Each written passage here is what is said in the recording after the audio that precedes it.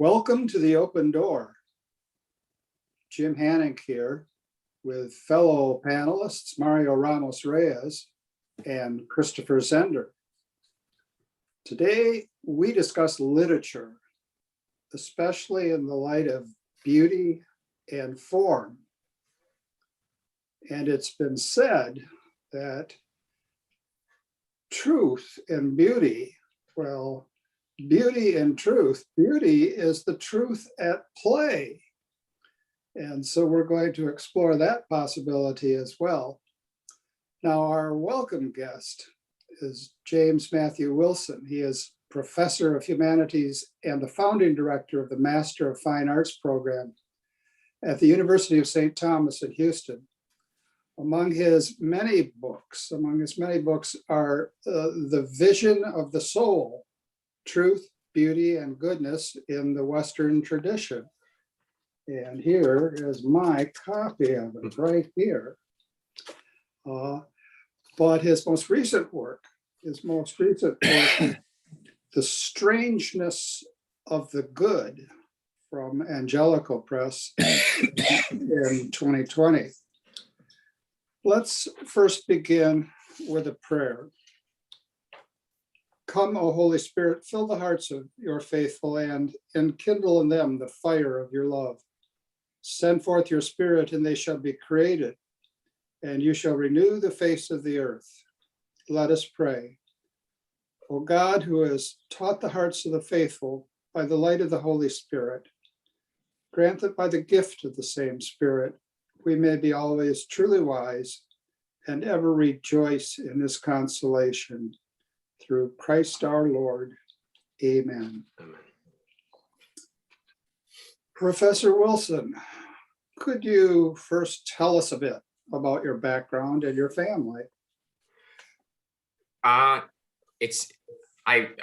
had that question well in advance, and I thought, where to begin with that? I don't know, but I guess I'll begin not at the beginning, but where it's most appropriate. I'm since just before we started recording, we were talking about Jacques Maritain. I suppose it's appropriate to say I'm from a old Notre Dame family, a family of Hoosiers who were attending Notre Dame when it was still a school for boys. That is to say, before it was a full-fledged university. And I think that spirit of Notre Dame in several respects has informed a lot of things about my family and about my life. And by that, I don't specifically mean football, although I could. Yeah, there's a couple of pictures of the Golden Dome behind me. This is my father's office I'm speaking to you from. But I studied for my doctorate at Notre Dame, and I came at a fortunate time because I was studying literature, but I was able to work with the great poet and philosophical theologian Kevin Hart while he was at Notre Dame, and then also with the great Thomist Ralph McInerney. I was, I suppose, de facto one of his last doctoral students. And I think of those two as having informed my way of thinking about things. And but in a way analogous to the way Jacques Maritain himself has informed how I think about things. That is to say, when I entered into advanced studies, what most excited me about the intellectual life was the ability to move as Maritain, the philosopher, moved among the disciplines, and to trust that as long as you have a good concept of being and a good concept of intellect, you're going to be able to make discoveries in whatever field of inquiry you enter into and to gain in wisdom. So I studied literature there, and then I at Notre Dame, and then I went to Villanova University, where I joined the Department of Humanities and Augustinian Traditions. And that was a department inspired by the Christian personalism of John Paul II. And we sought to renew liberal arts education across the disciplines by reintegrating the disciplines. So it was one of the joys of my life to spend 12 years building up that program, and it enabled me to become the kind of scholar that I wanted to become, but didn't really think was ever going to happen. By which I mean, over the course of those years, I was able to not only continue my studies in literature, but to thoroughly integrate them with my studies in Plato and Aquinas and the Western philosophical and theological tradition, and then to as a writer to write scholarly and non-scholarly essays that draw together philosophy, theology, and the arts in myriad different ways. While at Villanova, however, my reputation as a poet, which was something that I didn't anticipate ever having, began to grow. And as the years went on, I began to spend more and more of my time devoted to the writing of poems. And so that has culminated in a big leap of faith, which I took just 2 months ago, where I left Villanova and joined the faculty of the University of St. Thomas in Houston, where I'm going to be, as you said at the outset, the founding director of a new Master of Fine Arts program in creative writing, which I'm very excited to share with you today. Well, Mario, what next should we ask our guest? I have a question that has been haunting me for a while, and it's related to what you are doing, but I'm not sure how close. And is this: in the United States, and also you can find everywhere in Latin America, there is an increase of studies in technology, science, business, everywhere, where humanity is completely forgotten or put aside because they are not practical, they are not really the way to progress and the development of sustainable democracy and things of that nature. So many programs has been closed in philosophy, and that is very common. And the argument that people are saying is that democracy doesn't really need humanities. We assume that philosophy is part of humanities. Now, if you were to defend your program as a way by which you also, through humanities, can build democracy, what would you say to those people? On the side of the argument you were just stating is the age-old vision of America as a utilitarian country or utilitarian civilization of can-do people who are less concerned with theory and more concerned with practice. I remember my my high school history my middle school history textbook saying just that. Great new discoveries in the abstract sciences were being made in France and in Germany. And of course, when my father was a young biochemist, he had to learn his French and his German because most of the scholarly publications were still being published in those languages. That's no longer the case now, of course. And whereas Americans were inventing things like, the cotton gin. And so history is on the side that democracy, at least the American democratic spirit, has a certain concern with prudence and a concern with utility to it. But I think I'm one of those, and I think just to refer to Maritain yet again, I think Maritain was one of those who think that that an American democratic civilization at its best is a fulfillment of the vision of the polis, or the political community first given to us by Aristotle.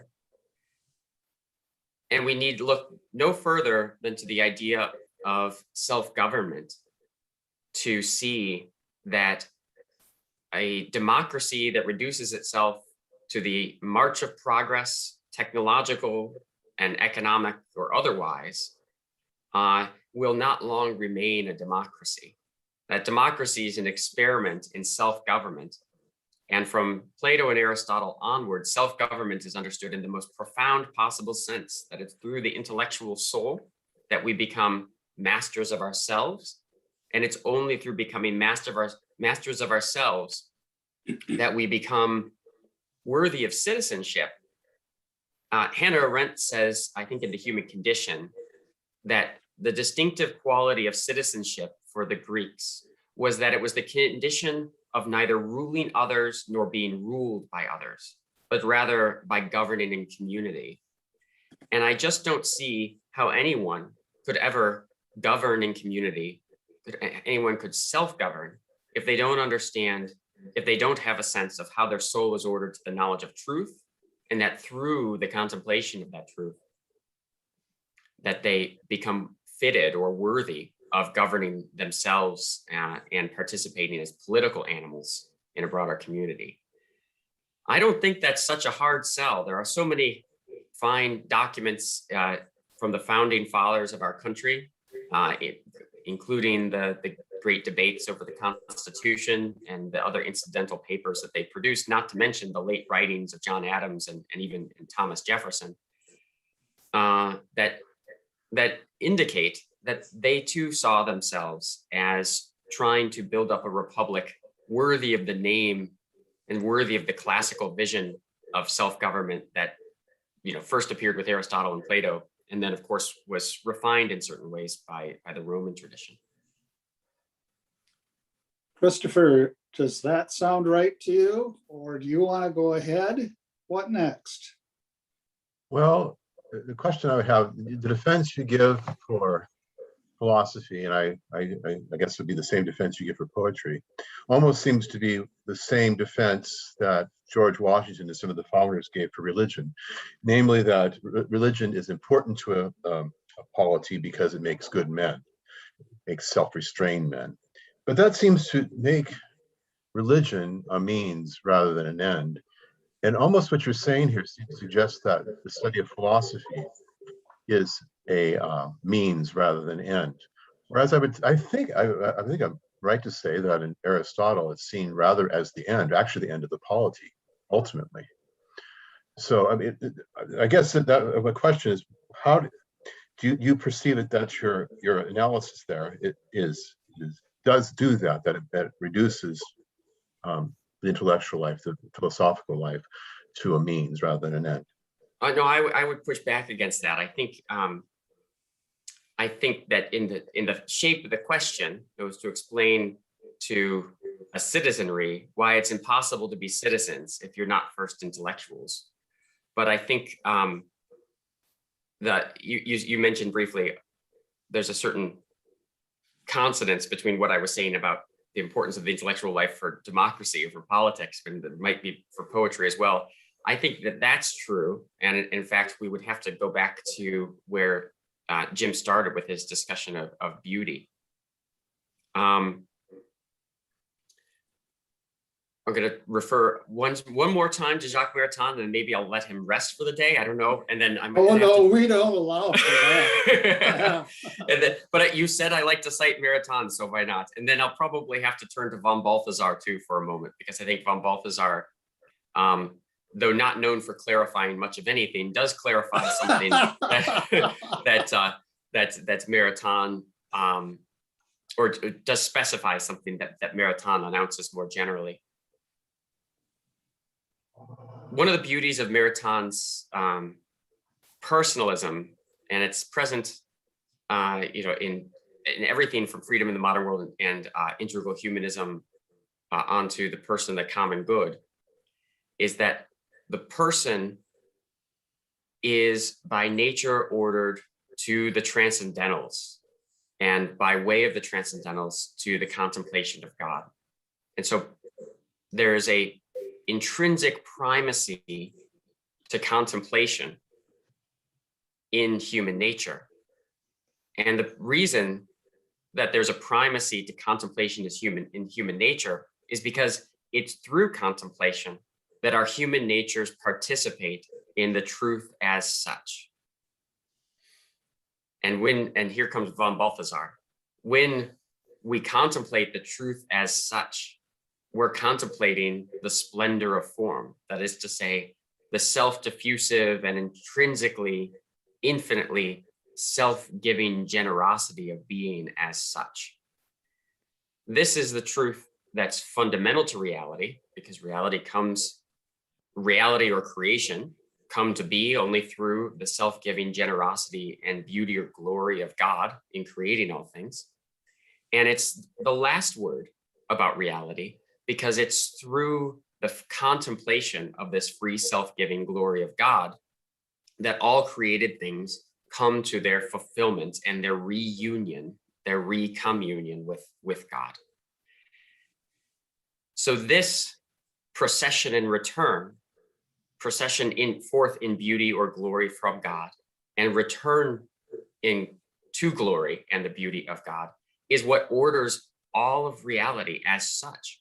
And so everything, whether it's the nature of the human person, the nature of the political community, or the nature of those various arts and activities in which we engage, including poetry, must find its fundamental ground, its foundation in that pattern.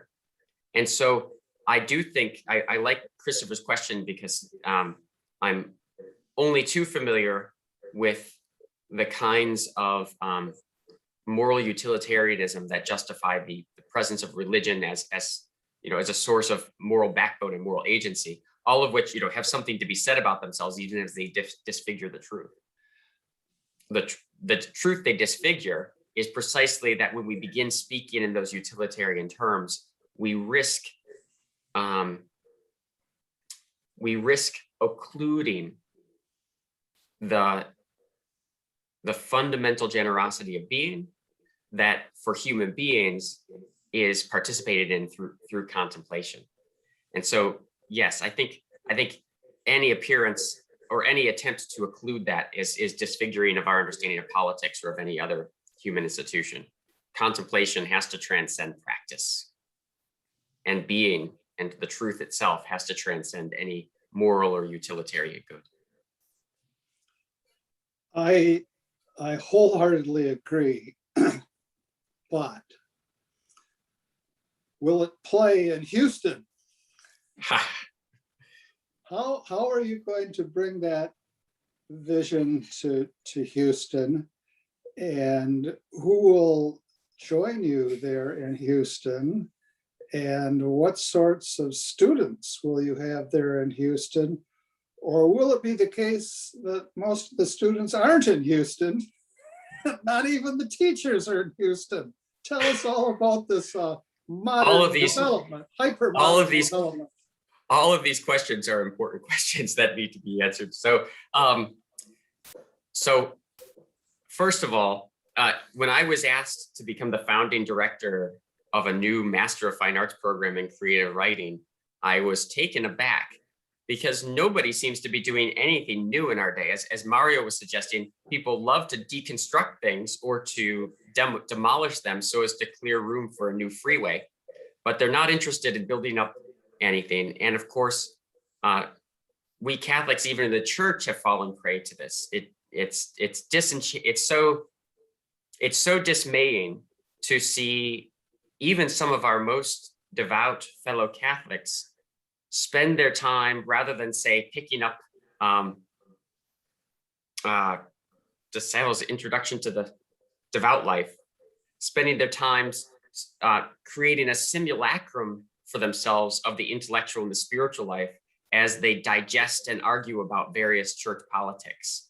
My friend, the theologian Larry Chapp, loves to attack all of these YouTube celebrity so-called traditionalist Catholics in his Communio blog, and I think he's right to be so critical of them. But what I find so frightening is the way. We've got an accident somewhere in East Lansing, Michigan. What I find so dismaying is that, well, I'm an Augustinian, I guess is how I would want to put this. First of all, curiositas and studiositas are distinct, but they're dangerously similar in sensation.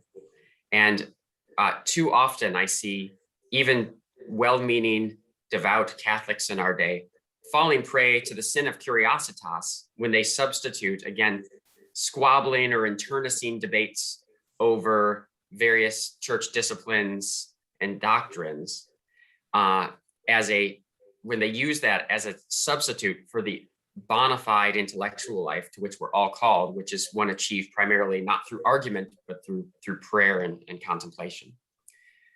So how surprised I was when the University of St. Thomas in Houston, which is well known as a great Catholic university, and especially well known for its Center for Thomistic Studies, asked me to start a Master of Fine Arts program in creative writing in the Catholic intellectual and literary tradition. Again, I just couldn't help but think, nobody's doing anything new these days. Nobody's building anything. And they're asking me to build it. And not only are they asking me to build it, they're asking me to build it precisely because they want to become ever more known as an authentically faithful Catholic university. So I'm hopeful that actually this new Master of Fine Arts program will be a great thing in itself, but it will also be the cornerstone of a larger program to bring the Catholic intellectual and literary life to American Catholics across the country, beginning first primarily in Houston in some ways, but we have an itinerary to build the program in such a way that within 10 years, everyone from grade school and high school students up to the octogenarians among us will be That's be Mario. benefits. That's Mario. Well, I was thinking of my father, but we'll be beneficiaries in some way or another of the things that we're doing. But you're one of those many questions you asked, Jim, was about who should come to this program. So let me just say a brief thing about the program. All Master of Fine Arts programs have at their center a commitment to craft. And they're fine arts degrees before they are liberal arts degrees. And therefore, what's central to a fine arts degree, a Master of Fine Arts degree included, is the making of a good work. And so our program in some ways will be akin to all Master of Fine Arts programs worthy of the name. We're going to gather students who we think already have some talent in writing, and we're just going to try to apprentice them, to workshop them, to get them into the workshop, to improve upon their work through, first of all, putting pressure on them to keep writing, and second of all, to subject them to the critique of one another in lively workshop seminar discussions. In some respects, we'll be very similar to other. So in some respects, this workshop aspect of our program will be similar to most Master of Fine Arts programs. There will, however, be, to my mind, a crucial difference, even at that level. First of all, Joshua Wren, my fellow founding faculty member and the publisher of Wise Blood Books, which was a book inspired by John Paul II, or was a publishing company inspired by John Paul II's letter to artists, and has as its mission to discover new epiphanies of beauty. Joshua has a deeply informed sense of the craft of fiction as being shaped by metaphysics. And so from Aristotle's Poetics forward, his students will be thinking of narrative and the art of the novel in light of the fundamental terrain of being. On my side of things, as the lead poet on the faculty, I sort of stand apart from the majority of contemporary poets insofar as I've spent my entire career writing poetry in meter and rhyme. And so the craft of poetry as an ancient art, but also as a metrical art, is going to have pride of place and will be a centerpiece of my instruction to the poets who come to the program. But on top of that, there's more. This is a program that is open to everyone, and we want anyone with a talent for the craft of fiction or poetry or memoir or essays, as we'll be building up in the years ahead, to come and apply to our program. But a centerpiece of our curriculum will be an integrated series of seminars in the Western literary tradition specifically as shaped by the Catholic tradition. And so we'll have one course that places at its center Virgil, Augustine's Confessions, Dante, and then Manzoni, the great Italian 19th century novelist. And then we will also have courses in the European Catholic Revival and in the Catholic imagination in modern American literature, where we'll have, I don't know about Dorothy Day yet, that's still up for debate, but we will certainly have Merton and J.F. Powers and Flannery O'Connor and Walker Percy, and up until to our contemporaries, including Dana Gioia and Helen Pinkerton, playing in taking a central place in our curriculum. What we're hoping, and one more thing, and then there will be a strong seminar in the philosophy of art and beauty coming out of the Catholic tradition, where we'll begin with Plato and Aristotle and go through the Pseudo-Dionysius and on through Jacques Maritain's Art and Scholasticism and Gilson's works in the fine arts, and culminating, I think we'll do this, I'm 99% sure, culminating in Ratzinger's The Spirit of the Liturgy. What we want is to provide an intellectual home for all those people who love literature, who know that art can change your life. And the reason that art can change your life is because art has to do with beauty, and beauty has something to do with the mystery of grace.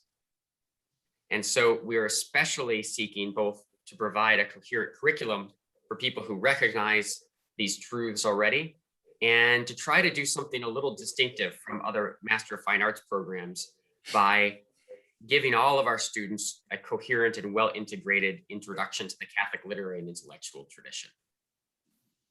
But one more note, as I said, anybody who cares about craft should come to our program.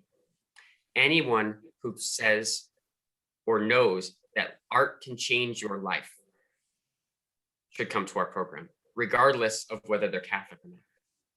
Because when we think of the Catholic literary tradition from O'Connor and Percy and Merton and Maritain and others, the first thing we think about is that the first insight that the Catholic Church has to share with us, and that the broader philosophical and theological tradition of Catholicism has to share with us, is that human beings are ensouled and our souls are intellectual. And the reason that an encounter with beauty can change our life is because we are spiritual beings who are capable of transcending our materiality through the encounter with the transcendentals, with truth, goodness, and beauty. Anybody who doesn't believe that that's true should not come to our program. Anybody who doesn't believe that our souls are transformed by an encounter with truth, goodness, and beauty should actually just sit down and rethink their life. But for everybody else, they will find a welcome entree into our classroom. You had so many questions, Jim. I still have to answer one more. Nobody will be in Houston. We are primarily going to be an online Master of Fine Arts program. Most people who are ready for a graduate program in writing are people who are otherwise engaged in a profession. Among our early applicants to the program are people who have academic positions, but they want to have time to focus on their writing. So they may have a PhD already and they're teaching at the college level, but they want to develop their writing. Or people who are just, this is the way with writers. Most writers are always doing something else first. And most writers, thanks to God's blessing, often have families. And so we just thought it would be imprudent to create another residential MFA program, when in fact, there are many talented writers, many of whom we were already aware before the program was even dreamed of, who would benefit from doing a program but can't move across the country to do it. And so our program is going to be primarily online, with a short 10-day residency every January down in Houston, because January is the most pleasant month in Houston. Mario, we know that you draw us back again and again to the central role of an encounter with the person of Jesus Christ. Do you see that as something that's built into the program that James is presenting? Do you see it in relation to that program? Or would you like to pursue some other angle of what James has proposed? Good question. What I found in your words is an echo of Father Giussani when he said that we shouldn't react, we need to propose. And the proposal comes from an encounter with the person of Christ, and Christ is beautiful. From that on, everything flows. That's what in my heart, I felt when you were explaining your program, which ultimately is not a program. I think it's a life. And I think that's what I can say. But the question I also have is perhaps it's more sociological if you, or you want to call it utilitarian. What is the feeling of people who, young people who may be interested in this program about poetry? What's the feeling? Yeah, my point is that when I talk to freshmen or people even older, they perhaps are more inclined among Catholics, I mean, they are more inclined to confront the culture of death, the struggle, cultural wars, and everything in between. And they are in these catacombs and they produce those YouTubes. And so they went the skill how to debate these heretic souls. But I never thought carefully about those who may be precisely on the side of what about the beauty? What about poetry? What is the percentage of people you feel may be interested in that side? So that's a very good question. You're part of what you're describing is an observation I have myself made. In fact, I think Jim holding up Vision of the Soul earlier, that book is really the outcome of it. That book was originally inspired by the shared experience of so many of us in the first decade of the 21st century, where America's conservative party started a war in Iraq, and one began to wonder what exactly was it that so-called conservatives wanted to conserve. I've always found the term conservative a beautiful name, and I continue to do so. And the reason I like the term conservative is because there are precious things worth preserving, and the transcendentals are our quick little easy term to refer to those things. That our whole inheritance of all that is true, all that is good, and all that is beautiful. I think there was a time when young people were especially attracted to the political drama of human life and could be exercised by that. And I think in our day, there still are such people, and they're increasingly drawn into what I see as a very materialistic and totalitarian form of left-wing activism, again, in our time.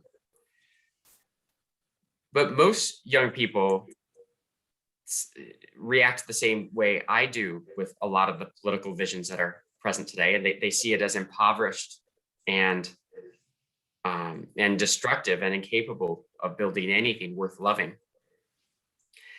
And so it's generally been my experience that that young people who have any sort of inkling towards the intellectual life are first of all drawn to beauty, and not just beauty in a sentimental or emotional sense, but beauty as that principle that shows the the grace or the gratuity of being. And so it's consistently been the case when I go to say smaller Catholic schools like Christendom, or to smaller Christian schools like Hillsdale or Eastern University back in Pennsylvania. What those students are most illuminated by and excited for are whatever they found in their first encounter with Plato's Symposium or with Augustine's Confessions. I think their way, this is kind of going back to Christopher's question earlier. I think they're sorry, Mario, your first question actually. I think they're aware of how willfully disenchanted so much of contemporary civilization is. And when they discover that there's the possibility of grace, including the grace of the intellectual life, they really seem to truly awaken to it and be converted by it. So within that group of young people, which is a substantial group of young people, there's a tremendous love of poetry. But I shouldn't be overly hopeful. That's the last thing I'd want to be. The poetry in our day is a minority art, and it probably will remain a minority art, even if it assumes, as it seems to be doing, if it assumes a more prominent place than it had 10, 15, or even 20 years ago. That's in part a consequence of the way in which, or the centrality of storytelling to human life. Films and novels are a great way to tell stories. Poems also are wonderful ways to tell stories, but there are some things that poetic narratives can do that novels and films cannot do, to be sure. But there are also things, and as far as storytelling goes, more fundamental things that are more easily done in the novel and film. Because storytelling is so fundamental to the arts and to human life, wherever stories are most easily and told and most widely disseminated will always, I think, be the dominant art form. So poetry is going to be always, I think, moving forward, secondary in that regard. But I also think that poetry can recover some of its capacity for storytelling. In fact, it needs to. And that also it has so many other virtues, including the way in which it seems to go deeper into reality, deeper into being than most narratives do, than especially the novel does. That I think poetry will always have a central role, even if it's been displaced from its traditional function as telling the tale of the tribe, as Mallarmé once put it. Christopher, questions, new ones, deeper ones, trickier ones? I'd like to ask a bit about his poetry. I had the pleasure of reading a few of your poems last night when I saw your name. One can find his poems online, so if anybody wants to go peruse them, they can find them there.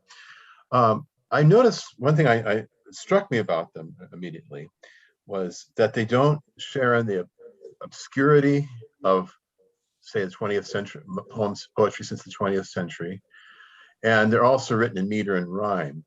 Do you have any kind of like a artistic rationale for why you write the way you write, or is it simply just the way you write? Yes. All these things tend to start with what you're doing, and then you reflect on what you're doing, and you discover that there are reasons for what you're doing, right? And hopefully those reasons are reasons, not rationales. And that's, on balance, that's how it was with me. I figured out pretty early that I wanted to be a writer. I studied at the University of Michigan precisely because Michigan had this well-developed Hopwood program in creative writing. But I came to Michigan intending to be a novelist and a short story writer, and in fact had some success at that. But one day, fairly soon after leaving Ann Arbor, I was working in Boston, in fact, I realized that all I was reading for pleasure was poetry.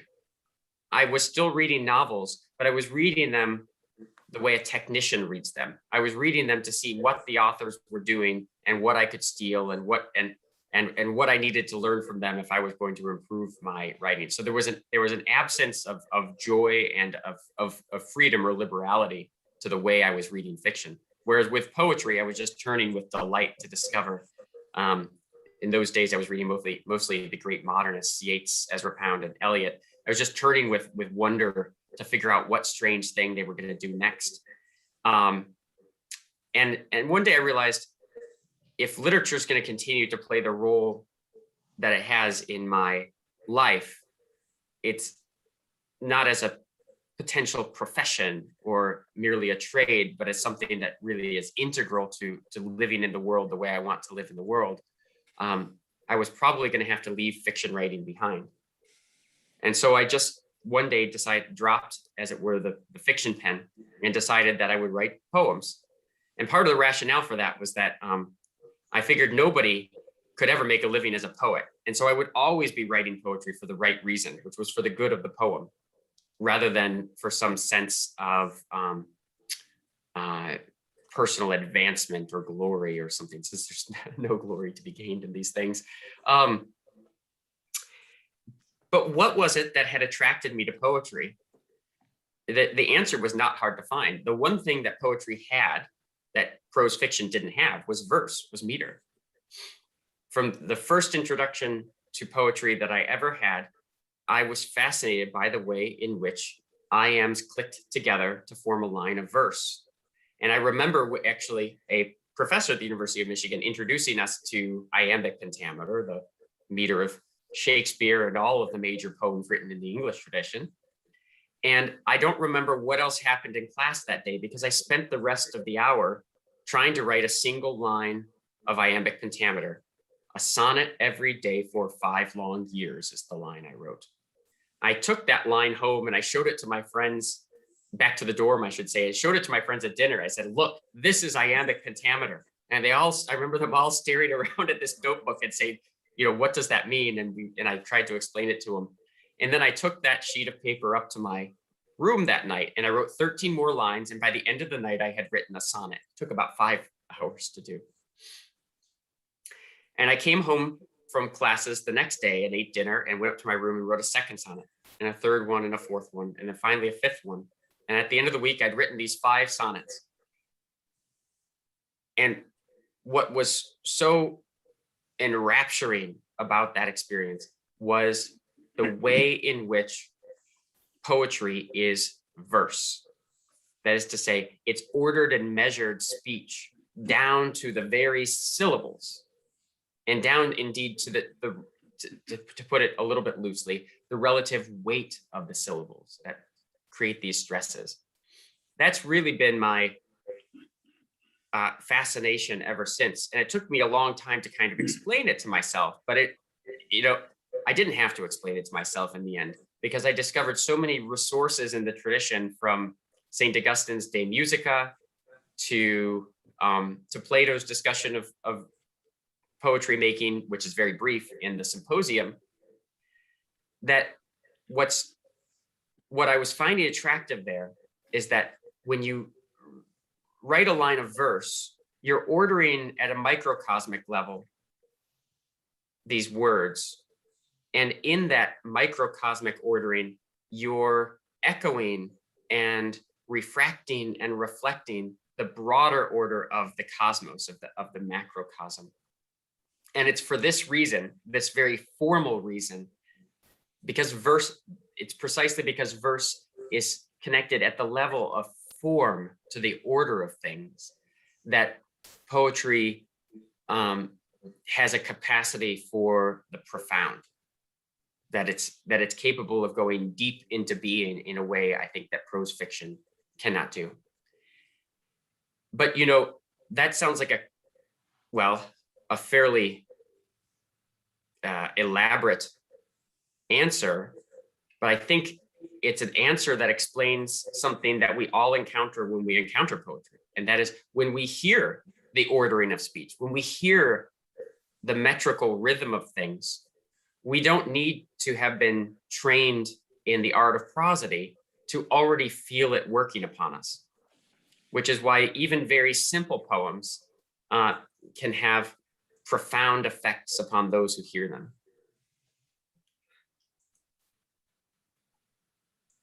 Yeah, so interesting. Would you agree that with Plato and the Ion that the poet is possessed by the god? I'll go farther than just agreeing with it. I've even written a book on the subject called The Fortunes of Poetry in an Age of Unmaking. So I mentioned the symposium earlier. Diotima says to Socrates, when she's trying to explain the analogical use of language, she says, listen, all kinds of making are poiesis, but there's only one kind of making that we allow the name poiesis, and that's what we call poetry. As she puts it, the part the muses give us with melody and rhythm, in my preferred translation of those lines. And we wonder, why does she choose poiesis as the prototypical example of the analogical use of language? Poetry is poiesis, but then there are other kinds of making that we don't normally call poiesis, except when they become such a good kind of making that we say, ah, that's poetry. By which I mean, if a wide receiver goes out and makes a fantastic catch 50 yards down the field and then runs it down the sideline into the end zone, we say, oh, that's poetry in motion. That's to say, he made something, and it's a kind of making that has risen up to the level of poetry.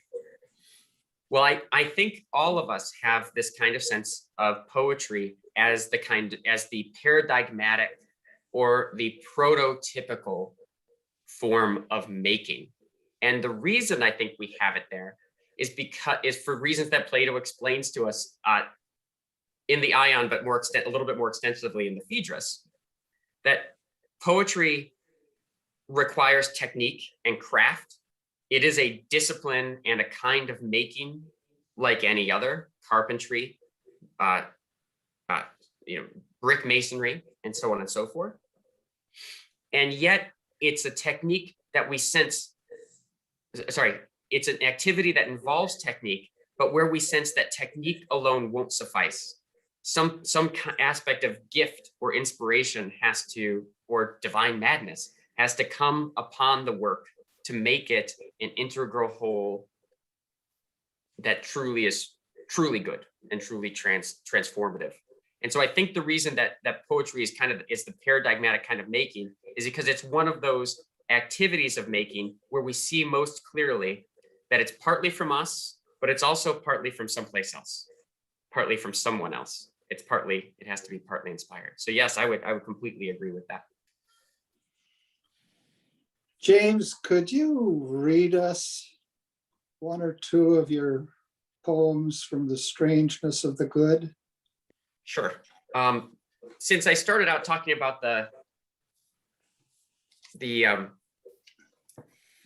dangers of the obsessions of politics and the need to recover a contemplative dimension that's so fundamental to human life, I think I'll read the poem Revolutions, which is on, I want page 13 for those who have the book. I've been reflecting on this poem lately, especially its last stanza, which I was never so sure about, but in the last few months, as I've realized what the solution to our various political extremisms are, I felt like this stanza is totally vindicated. So here's a poem, Revolutions. The world's so cruel now, they say, demanding revolution, that someone be strung up or shot is the preferred solution. The broken backs of myriads have paved roads for the great, so topple statues of the dead to swat the hand of fate. The books shelved in the library lead us ourselves to spurn, so leave them in the rain to rot and all their words unlearn. When paradise does not arrive despite bone piled on bone, the revolution turns at last, but to devour its own. It comes as well for those who plead for thought and beauty's case, their high-walled pleasure garden flattened by blunt boot and smug face. But nonetheless, those who would make or savor some good thing, must carry on as if at leisure, although the dark hordes ring. Thank you. That the need to realize that even the political dimensions of our lives are transcended by our entrance into that mystery of being to which I keep referring, was one of the central themes of this book, The Strangeness of the Good. And in fact, the poem, a line from which the book takes its title, a poem of mine called Through the Water, I think is the place where the book is the poem around which the book really took shape, because it's itself a poem about baptism. And I'm always reminded of, I think it's Ratzinger in, I think it's in his Jesus of Nazareth, where he has a nice reflection on the nature of baptism and the submersion of water as a death and rebirth. Of course, it's to be found everywhere in the tradition, but I think he has an especially powerful reflection on it. And I was always reminded of one of my favorite poets, Ivor Winters, the great Stanford poet and critic. One of his early sonnets is one called The Castle of Thorns, which is a kind of obscure poem because it relies a lot on medieval folklore to make sense. It's an allegorical poem, and so you need to have a sort of sense of where the key is to the allegory. And so he included a note to that poem in his collected poems that just includes the following little phrase from Ivor Winters. He, as in man, must in some way cross or dive under the water, which is the most ancient symbol of the barrier between two worlds. So I had been asked by actually a Detroit diocesan magazine called Unleash the Gospel to write a poem for their magazine on baptism. And I missed the deadline, but one night actually I was showering, the water was pouring down over my face, and I thought, yes, now I know what it means to be baptized, to go through the water, and the way in which baptisms of various kinds play such a central role in our life, in awakening us to the mystery that's more profound in us than we had any idea until that moment. Not a great sentence there, but maybe the poem will make up for it. Here's a poem called Through the Water. Far back within the mansion of our thought, we glimpse a lintel with a door that's shut, and through which all our lives would seem to lead, though we feel powerless to say toward what. It is the place where all the shapes we know give way to whispers and a gnawing gut. And so, in childhood, we will duck beneath the waterfall into a hidden cove. In summer, pass within a stand of pines, cut off from those bright fields in which we rove, whose needles lay a softening bed of silence, and great boughs tightly weave a sacred grove. When winter settles in and our skies darken, we take a trampled path by pond and wood, and find beneath an arch of slumbering thorns stray tufts of fur, a skull stripped of its hood. Then turn and look down through the thickening ice in wonder at the strangeness of the good. And Peter, falling through that plain where he had only cast his nets before, and where behemoth stalked in darkest depths that sank and sank as if there were no floor, he cried out to the wind and felt a hand that clutched and bore his burden back to shore. We know that we must fall into such waters, must lose ourselves within their breathless power, until we are raised up, hair drenched, eyes stinging, by one who says to us that from this hour we have passed through, we're dead but have returned, and are a new creation come to flower. Thank you so very much. Your first poem had to do with the rage of revolution. And there is, we know, an alternative to the rage of revolution, and that's the devotion to the common good and the person, as the person develops within the common good, And Maritain spoke of the separated common good, which leads us to the transcendent God, who is the source of all goodness. Now, you're trying to put all sorts of beautiful things into a program, Master of Fine Arts. And there is, as you know, and this program regularly reminds its viewers, there is a political effort to do that in the American Solidarity Party. That's our commitment. And with that, we turn to today's gospel from Matthew. Jesus said to his disciples, "Beware of false prophets who come to you in sheep's clothing, but underneath are ravenous wolves. By their fruits you will know them. Do people pick grapes from thorn bushes or figs from thistles?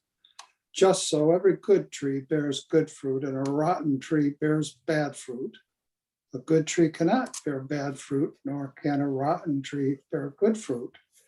Every tree that does not bear good fruit will be cut down and thrown into the fire.